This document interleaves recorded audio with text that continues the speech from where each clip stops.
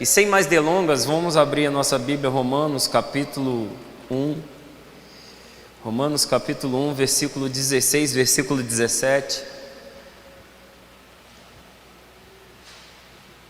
Se eu tivesse que botar um tema para essa mensagem, acho que eu não falei para o Juninho, só falei o tema, só falei o texto. Seria o poder de Deus através do Evangelho. É isso que nós vamos ver nessa noite. E diz assim o texto: pois não me envergonho do Evangelho, porque é o poder de Deus para a salvação de todo aquele que crê, primeiro dos judeus e também do grego, visto que a justiça de Deus se revela no Evangelho, de fé em fé, como está escrito: o justo viverá pela fé. O justo viverá pela fé. Queridos, a oração já foi feita, os louvores já foi cantado. Esse é o momento de aprendermos um pouco da palavra de Deus. E a minha intenção nessa noite é ministrar aos irmãos aquilo que Deus ministrou no meu coração, tem ministrado nesse final de semana através desse texto, Romanos capítulo 1, versículo 16, 17, que é um texto muito conhecido, Versículo 17, então: o justo viverá por fé. Foi o estopim da reforma, quando Lutero leu esse texto, e a sua vida nunca mais foi a mesma, que deu início à reforma protestante. Agostinho também, de Hipona, e vários outros teólogos, homens de Deus, que foram transformados pela leitura desse texto, pela leitura do livro de Romanos.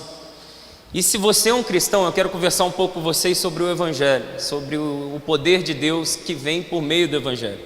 E se você é um cristão, se você foi chamado por Cristo, se você é um discípulo de Jesus, saiba que sobre você, sobre nós, repousa uma responsabilidade. Responsabilidade esta de anunciar esse Evangelho. Marcos capítulo 16, versículo 15, nós conhecemos esse texto, que diz que Jesus, no final do seu ministério, após ter concluído toda a sua obra, ele disse aos seus discípulos: ide por todo o mundo e pregai o Evangelho a toda criatura. Então, essa responsabilidade, se você é discípulo, se você é igreja, essa responsabilidade recai sobre você. Esse é o primeiro chamado nosso. Quando você se converte, está sobre os seus ombros essa missão de ser um proclamador do Evangelho, de ser um anunciador do Evangelho. Certa vez, Charles Spurgeon, um pregador famoso inglês, muito conhecido como príncipe dos pregadores, um homem de Deus, já falecido, ele deu uma frase muito interessante. Ele disse que todo cristão ou é um missionário ou é um impostor.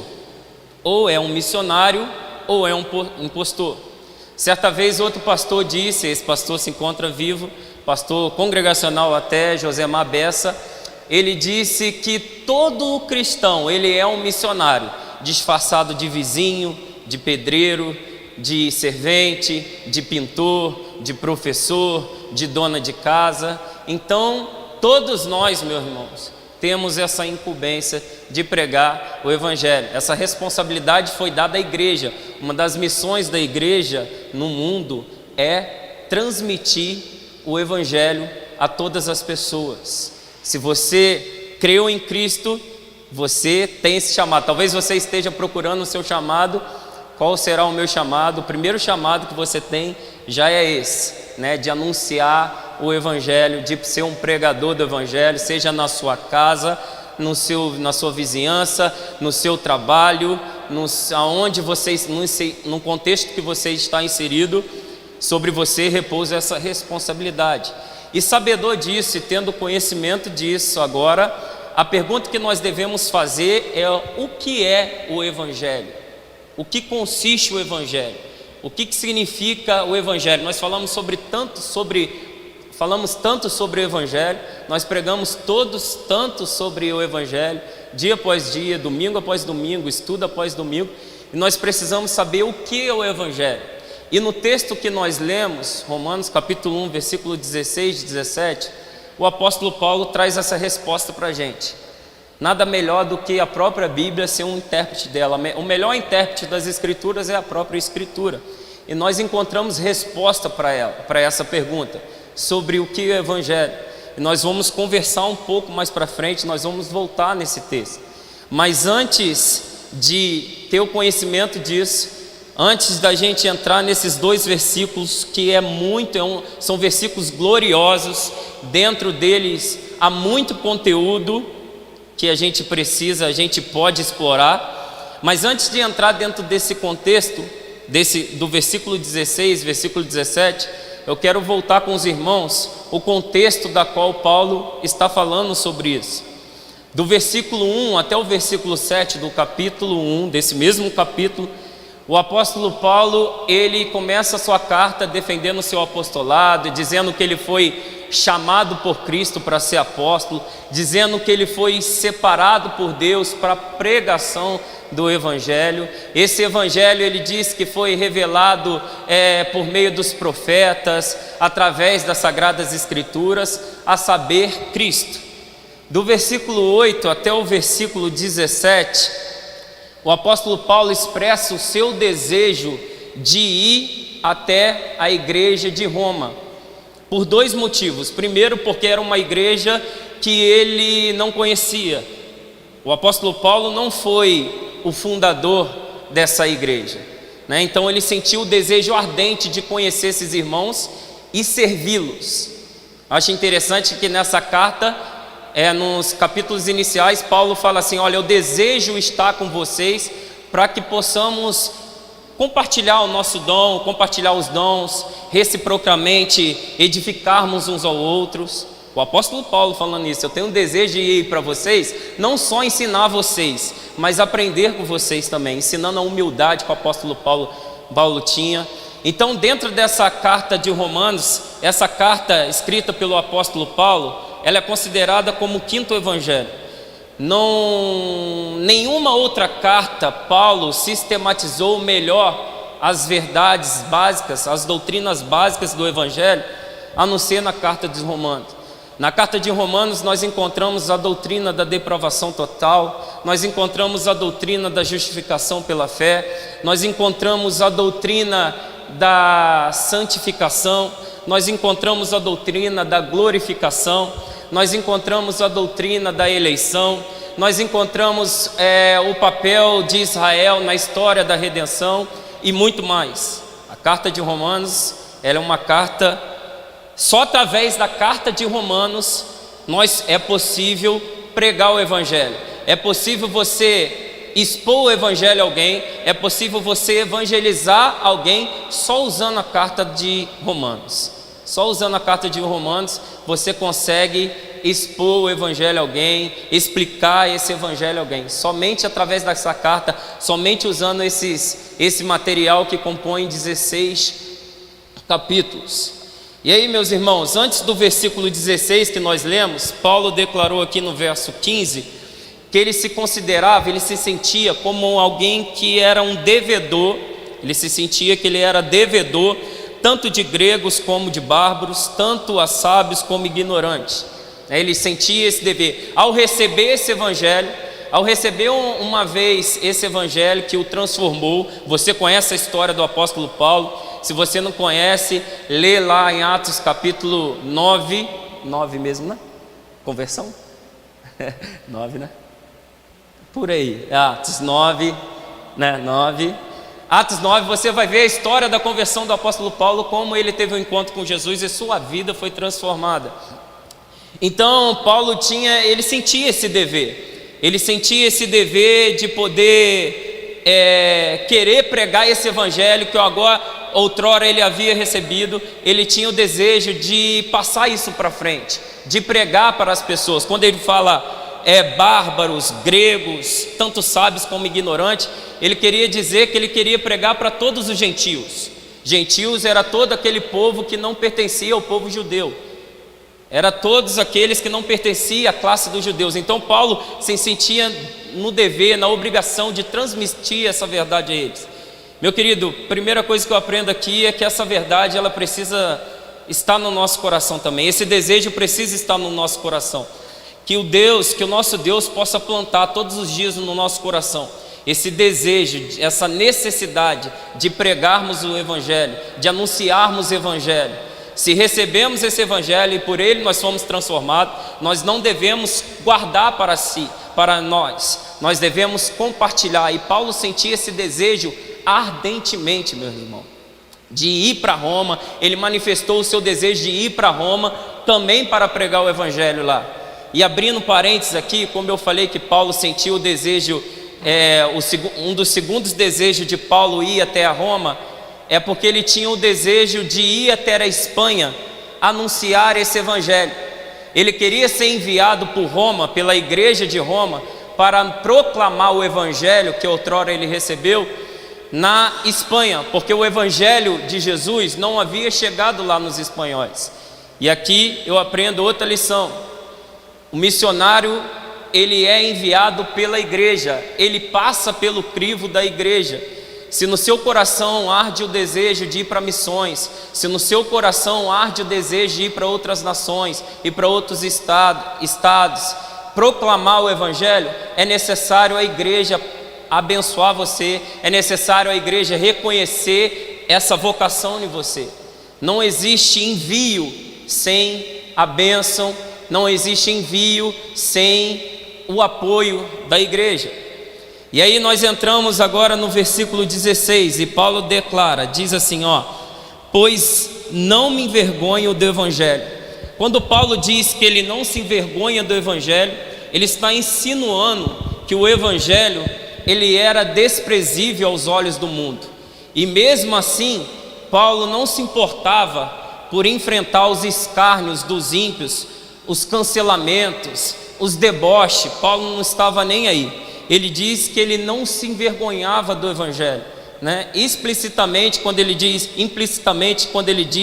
isso, que ele não se envergonha, é porque o Evangelho para muitos era motivo de vergonha.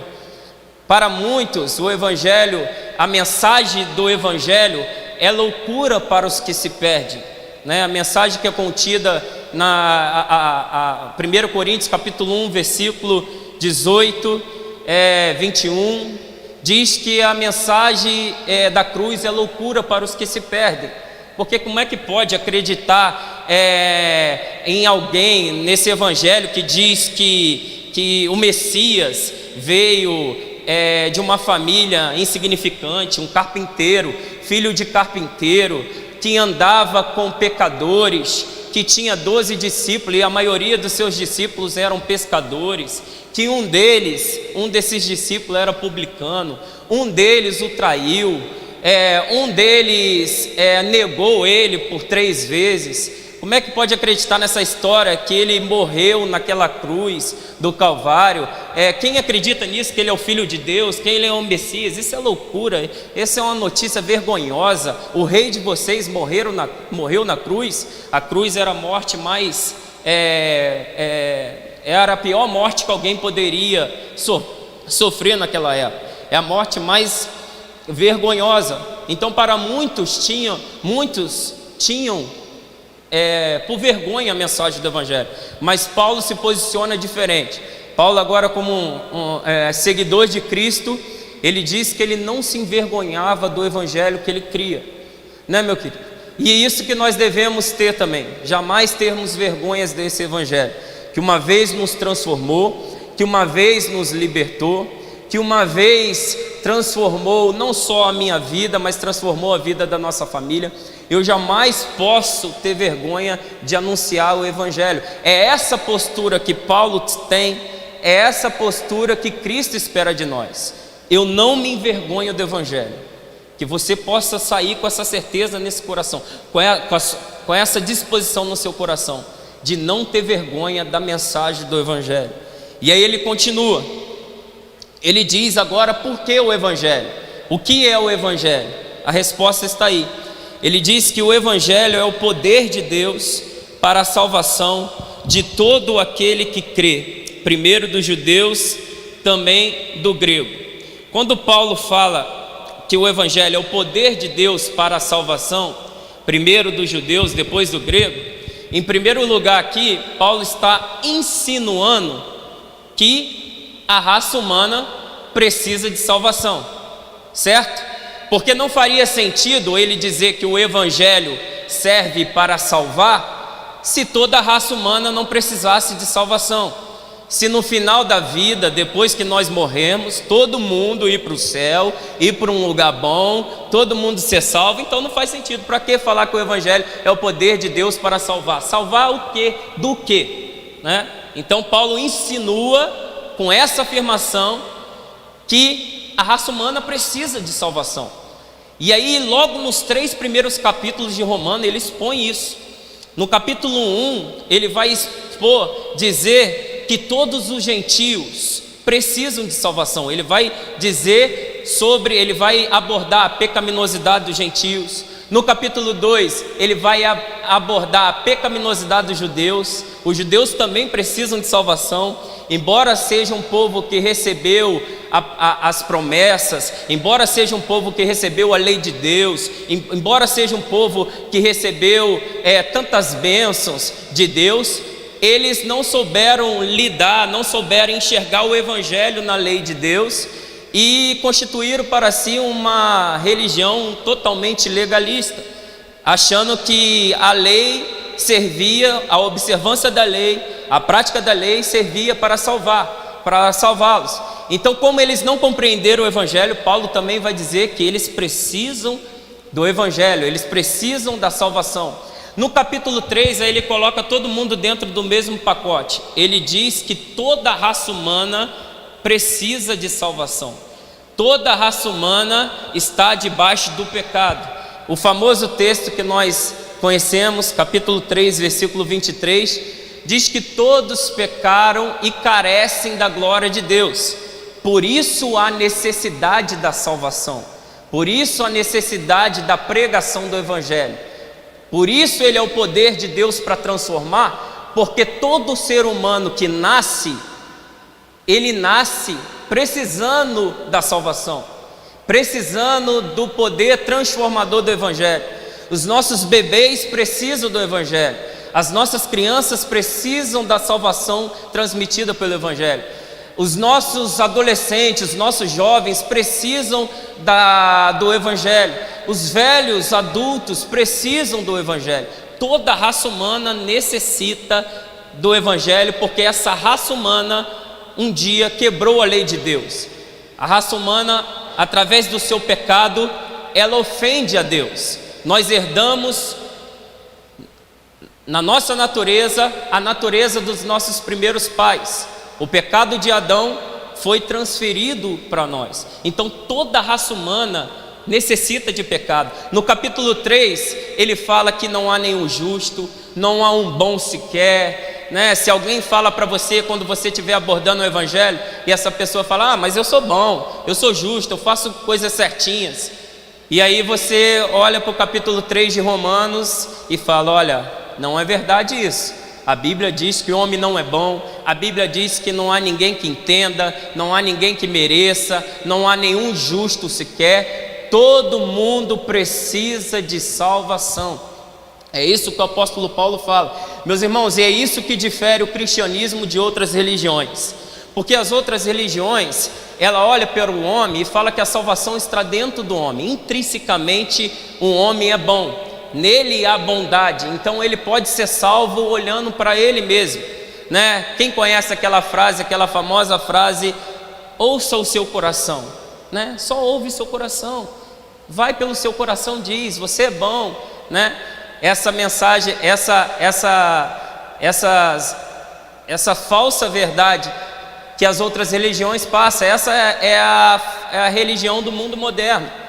Né? Quando uma pessoa comete um ato mal, quando uma pessoa comete alguma maldade, o erro não está nela, o erro está na sociedade. Se alguém cometeu um estupro, de repente, o erro não está no estrupador, ela é vítima da sociedade, é vítima da erotização da mídia, ela é vítima porque ela vivia na periferia, era assim mesmo, né? Não é, o erro não está na pessoa. E o cristianismo vem para mostrar, qual religião, meus irmãos? Qual homem que não gosta dessa religião, de ouvir essas coisas, de dizer, olha, você é bonzinho, a salvação em você mesmo. Tira toda a sua responsabilidade, tira toda a responsabilidade da pessoa. E o cristianismo vem para mostrar ao contrário. O cristianismo, ele vai dizer, o evangelho, eu sempre costumo dizer que o evangelho ele começa pela má notícia. A Bíblia vai dizer para o ser humano que ele não é bom, que ele quebrou a lei de Deus. A Bíblia vai dizer que sobre ele repousa a ira de Deus, sobre ele repousa a condenação eterna, sobre ele, sem Cristo, ele não pode se salvar, a não ser por meio de Cristo. É isso que o evangelho se difere das outras religiões. O cristianismo, ele ratifica, de acordo com as escrituras, realmente aquilo que o homem é.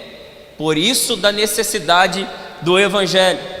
Em segundo lugar, por que o apóstolo Paulo, quando o apóstolo Paulo fala que o evangelho é o poder, ele fala que não me envergonhe do evangelho, porque é o poder de Deus para a salvação de todo aquele que crê. Ele insinua, ele vai dizer que somente por meio do evangelho que podemos ser salvos.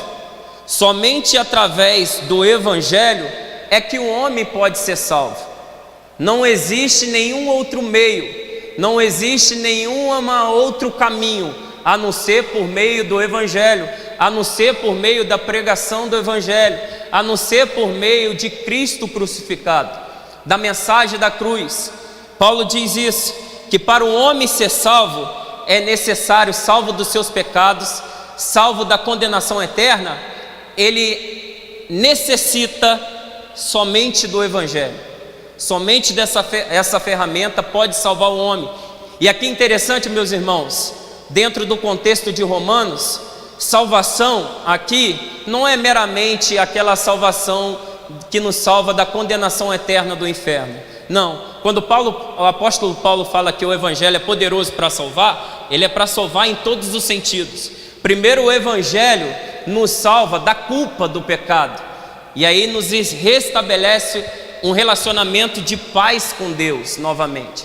Em segundo lugar, o evangelho nos liberta do domínio do pecado. É somente pelo evangelho, somente pela graça transmitida através do evangelho, que eu e você conseguimos vencer o pecado ainda nesse mundo.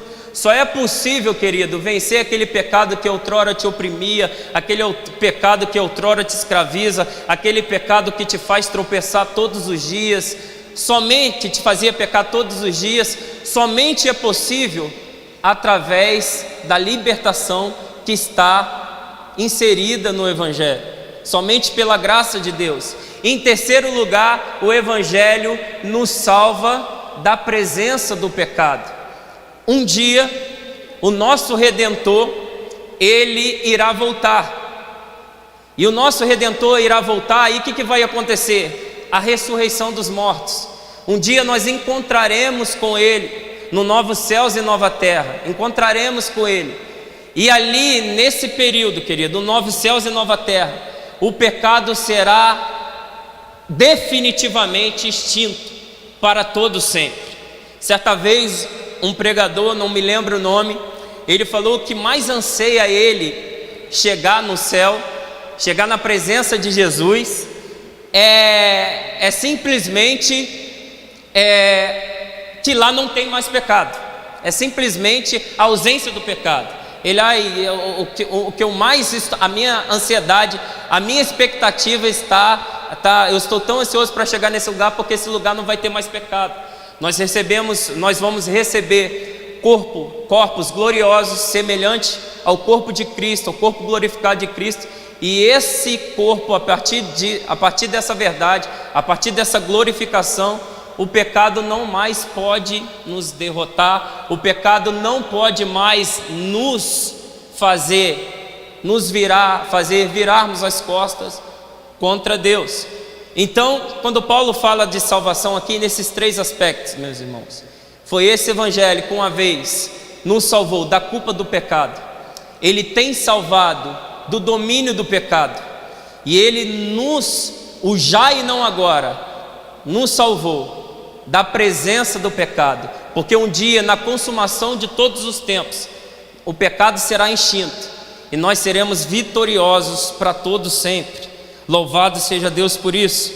E aí, quando o apóstolo Paulo fala que primeiro dos judeus e também o evangelho é o poder de Deus para a salvação de todo aquele que crê, primeiro dos judeus e também do grego, ele está querendo dizer que no sentido, na história da redenção, aqui é questão de primazia, porque na história da redenção quem recebeu o evangelho primeiro foi os judeus, e em segundo lugar foi aos gregos, aos gentios. Então é só por questão de primazia, mas o evangelho ele é estendido a toda a raça humana. Todos precisam, como eu já expliquei aqui, todos necessitam da mensagem do evangelho, né? Seja qualquer etnia, qualquer país, qualquer nação, todos precisam de ouvir essa verdade. Todos necessitam da verdade do evangelho, do poder que vem através desse evangelho. Então o evangelho, a graça está aberta a todas as pessoas. A porta da misericórdia de Deus, obrigado.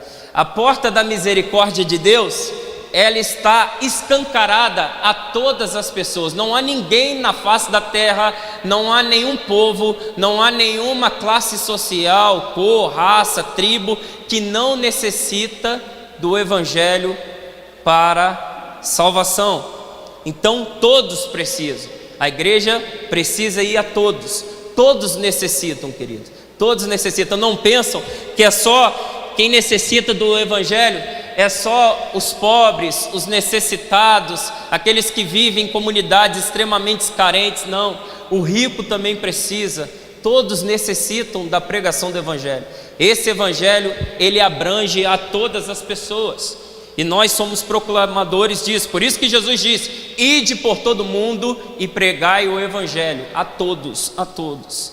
E aí no versículo 17, ele dá a razão porque o evangelho ele é o poder de Deus. Versículo 17 ele diz assim, visto que a justiça de Deus se revela no evangelho de fé, como está escrito, o justo viverá pela fé. Paulo diz que o evangelho é o poder de Deus, é porque por meio do evangelho é que Cristo justifica pecadores como eu e você. É somente por meio do evangelho que Cristo justifica pecadores como eu e você. E esse termo aqui, justiça de Deus, vai muito além daquela qualidade que Deus possui de ser justo. Quando o texto fala alguém que é justo, como a gente entende? O que é ser justo?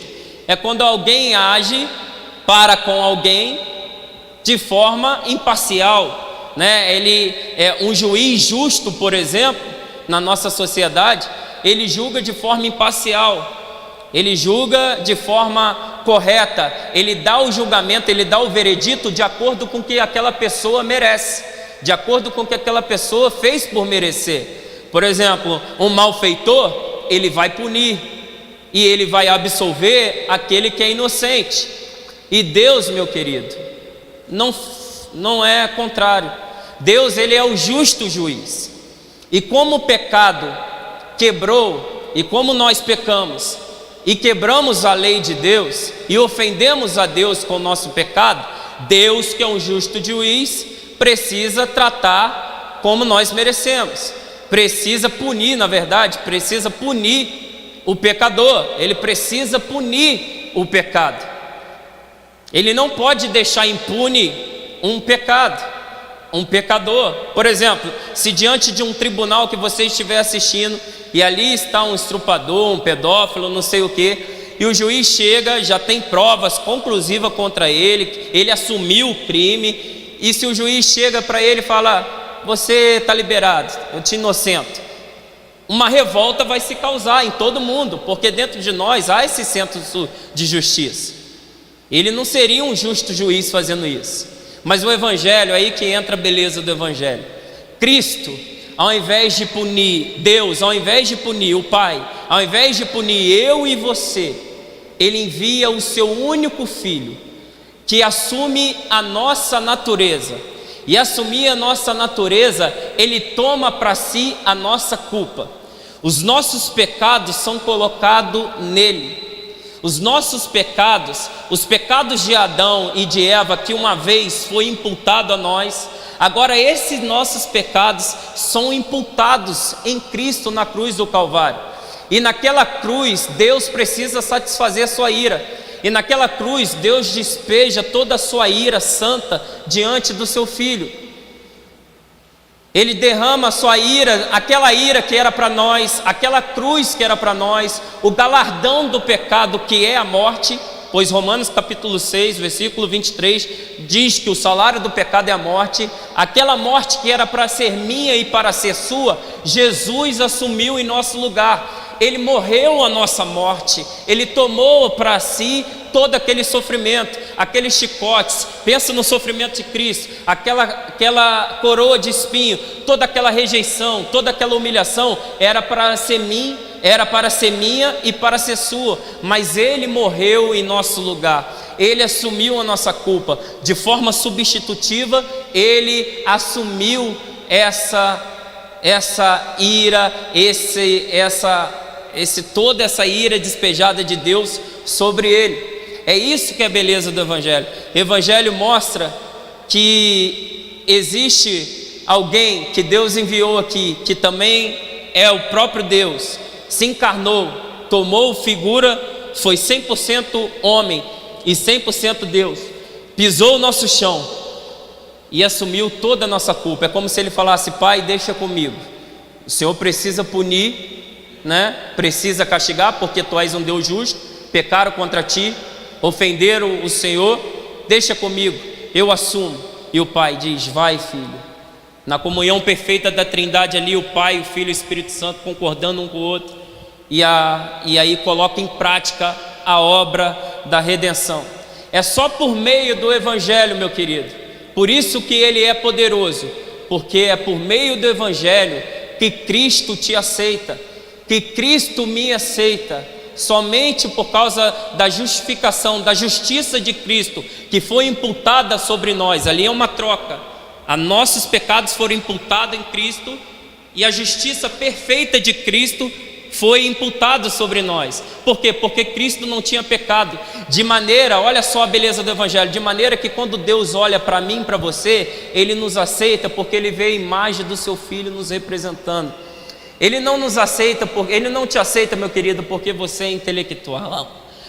Porque você é intelectual, porque você é bom, porque você é honesto, porque você tem um padrão ético elevado. Não. Ele te aceita por causa do Filho. Ele vê a imagem do seu Filho te representando. Quando eu estou orando, Ele ouve as minhas orações, porque vê o advogado que está me representando, um advogado que está perante o Pai, um intercessor que está intercedendo por mim, intercedendo por você. Isso é a beleza do Evangelho, meu querido.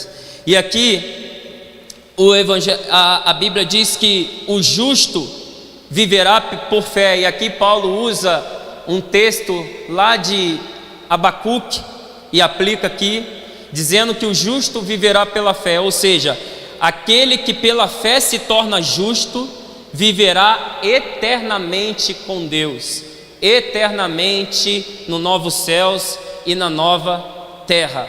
Aquele que foi justificado, que recebeu esse presente, que só vem por meio do Evangelho, através de Cristo, um dia ele viverá eternamente com Deus. Sempre foi de fé em fé, querido. Lembra que aqui, voltando a alguns versículos, ele diz que o Evangelho é o poder de salvação, para a salvação de todo aquele que crê. Ou seja, é todo aquele que crê. A salvação não requer méritos, ela requer fé. É necessário fé, é necessário crer. E esse crer aqui, queridos, não basta um crer meramente da boca para fora, ou um entendimento intelectual do tipo assim: eu compreendo o Evangelho, eu sei que Jesus é o Filho de Deus, eu sei que Ele morreu e ressuscitou ao terceiro dia, eu creio que Ele é o Salvador do mundo e pronto, acabou. Não, querido, para isso o diabo também acredita, mas nós precisamos ter fé maior do que o diabo para sermos salvos, porque nisso o diabo acredita. Nós precisamos mostrar com atitudes, mostrar com obras, que não apenas compreendemos a verdade do Evangelho, mas também nós abraçamos a verdade do Evangelho. Nós devemos mostrar através da nossa conduta, através do nosso falar, do nosso modo de pensar, do nosso modo com qual enxergamos as coisas no mundo, que o Evangelho nos transformou. A pessoa, o nosso vizinho, a pessoa que você convive durante a semana, ela deve olhar para você e falar: aquele dali realmente é um homem de Deus, aquele dali realmente é uma mulher transformada por Deus. É preciso abraçar, meu querido, a verdade do Evangelho. É necessário você reconhecer que você é pecador, que você não merece, que sobre você está a ira de Deus, que longe de Cristo não há salvação, que se Deus nos mandasse para o inferno agora, antes de nos salvar, antes da gente conhecer o Evangelho, se Deus nos mandasse para o inferno, Ele não estaria cometendo nenhuma injustiça, porque o que nós merecemos é isso mesmo. Mas pela misericórdia de Deus, graças a Deus, um dia esse Evangelho que foi pregado para a gente, que a gente leu nas Escrituras, que os pastores pregaram, que a igreja testemunhou, um dia esse Evangelho apareceu para nós e nós cremos na verdade. Não só cremos da boca para fora, mas também nós praticamos esse Evangelho. Meu querido, abrace essa verdade, abrace o Evangelho, não só da boca para fora, mas viva. Reconheça que sem Cristo você está perdido. Reconheça que sem Jesus não há salvação para você. Reconheça que sem Jesus não temos solução. Não temos solução. É só por meio de Jesus. É só por meio da obra dele na cruz. É só por meio do ato dele, na cruz do Calvário, que nós somos salvos. Meus irmãos, o Evangelho é o poder de Deus. Eu quero que você guarde isso. Há muita gente, muitos evangélicos estão atrás do poder, parece que vivem a religião do poder, querem poder para derrubar gigantes, querem poder para saltar muralhas, querem poder para ver os seus sonhos realizados, querem poder para transpor montanhas. Mas, querido, maior poder, manifestação de poder que Deus fez por nós, foi ter nos salvado por meio de Cristo da culpa do pecado, ter nos salvado do poder do pecado e da presença do pecado. Não há nada mais magnífico do que isso, do que esse poder. Realmente o cristianismo, que nele está exposto o Evangelho, ele é uma religião do poder, ele é a religião do poder, mas é desse poder aqui que eu estou falando, é desse poder que está sendo pregado, esse poder que está sendo pregado. Esse poder que nos transformou, que nos salvou, essa obra da salvação, querido, eu posso te dizer que ela suplanta, ela é maior do que qualquer ato miraculoso que Jesus pode fazer por você. Pode fazer por você. A ressurreição dos mortos é fichinha perto disso, do que Deus fez por nós, de pegar pecadores como eu e você, perdoar as nossas iniquidades, assumir toda a culpa, assumir toda a nossa culpa, morrer no nosso lugar e nos constituir filho de Deus, herdeiros do novo céus e nova terra. Não existe poder maior do que isso. Não existe poder maior do que isso. É esse que nós precisamos compreender. E eu quero encerrar aqui fazendo algumas aplicações.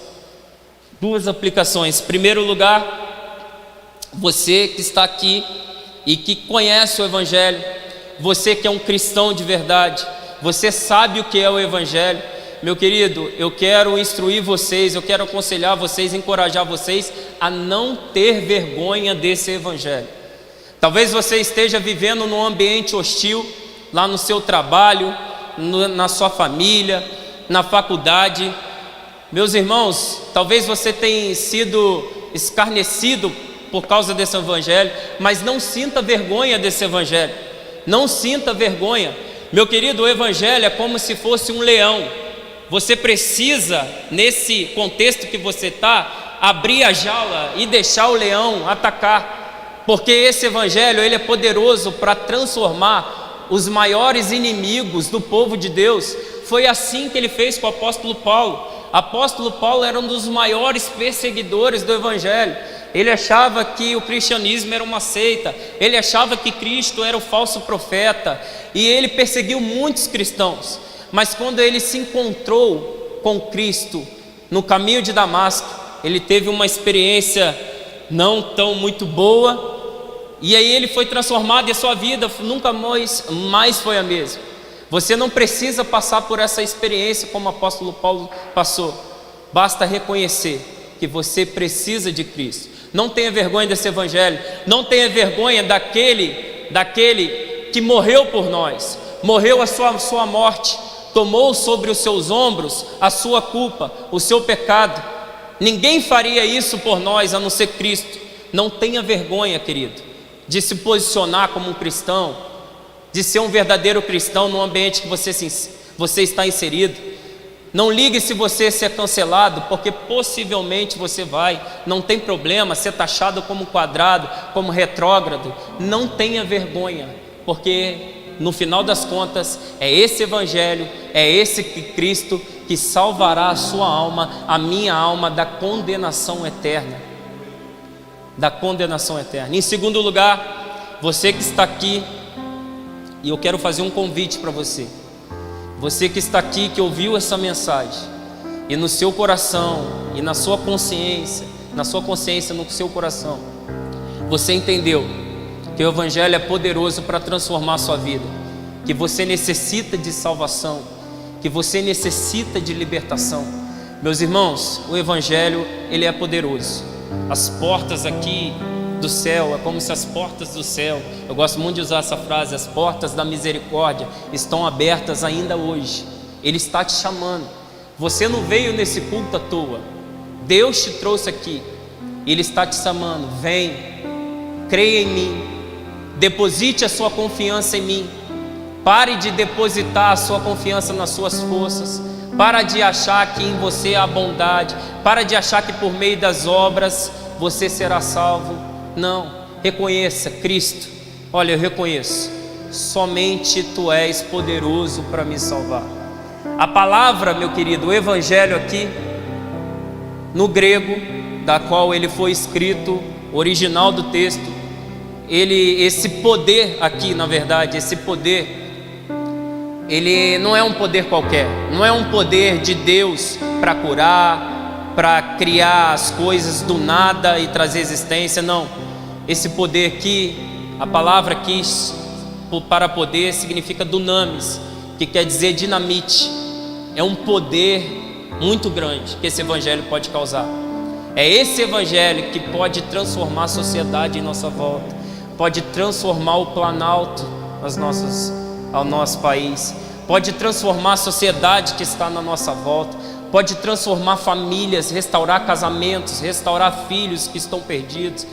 É esse evangelho, querido, que tem um poder de nos transformar e nos libertar e nos colocar em uma posição assentados nas religiões celestiais à destra do Pai em Cristo Jesus. Fique de pé um instante.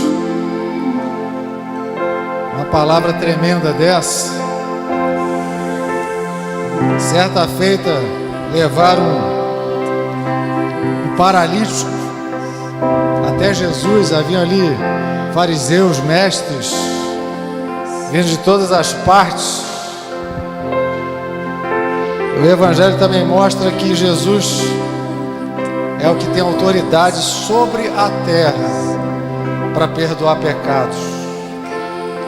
E ele fala assim: para que sabeis que o Filho do Homem tem autoridade sobre a terra para perdoar pecados. Ele tem toda a autoridade no céu e na terra. Mas nós precisamos de receber esse perdão aqui na terra.